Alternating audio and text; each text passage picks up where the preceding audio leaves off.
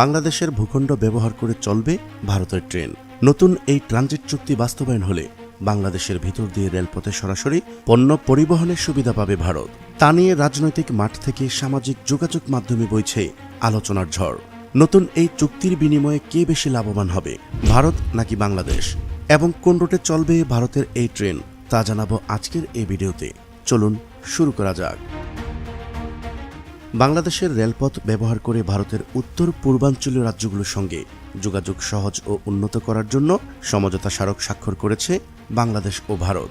ভৌগোলিক অবস্থানের কারণে এর সুযোগ নিতে যাচ্ছে প্রতিবেশী দেশটি। এ বিষয়ে ভারতীয় রেলওয়ের বক্তব্য নিয়ে বিস্তারিত নিউজ করেছে ভারতীয় পত্রিকা দ্য টেলিগ্রাফ। গুগল ম্যাপের তথ্য অনুযায়ী বর্তমানে কলকাতা থেকে ভারতের ভূখণ্ড ব্যবহার করে চিকেন নেক করিডোর হয়ে আগরতলা পর্যন্ত রেলপথের দূরত্ব প্রায় ১,৬০০ কিলোমিটার। এটি পাড়ি দিতে ভারতীয় ট্রেনের সময় লাগে ৩১ থেকে ৩৬ ঘন্টার মতো।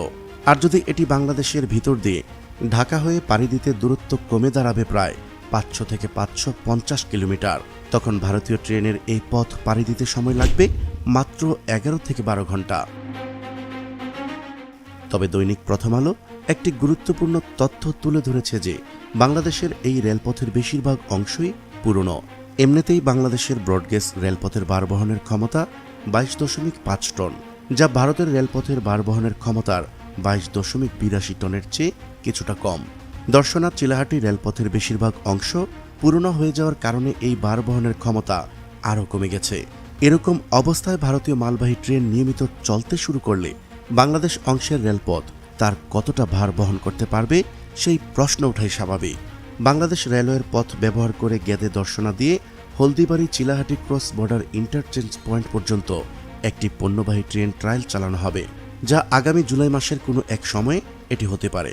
তবে বাংলাদেশের রেলপথ ব্যবহার করে ভারতই বেশি লাভবান হবে বলছেন যোগাযোগ বিশেষজ্ঞরা। তারা বলছেন, এর আগে নৌ করিডোর নিয়ে চুক্তি হলেও বাংলাদেশ বেশি লাভবান হতে পারেনি। তবে ভারত থেকে মালবাহী বা প্যাসেঞ্জার ট্রেন যেটাই চলুক না কেন, আমরা রাজস্ব পাব।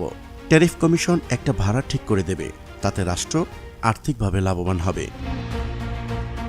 প্রিয় দর্শক, আজ এ পর্যন্তই।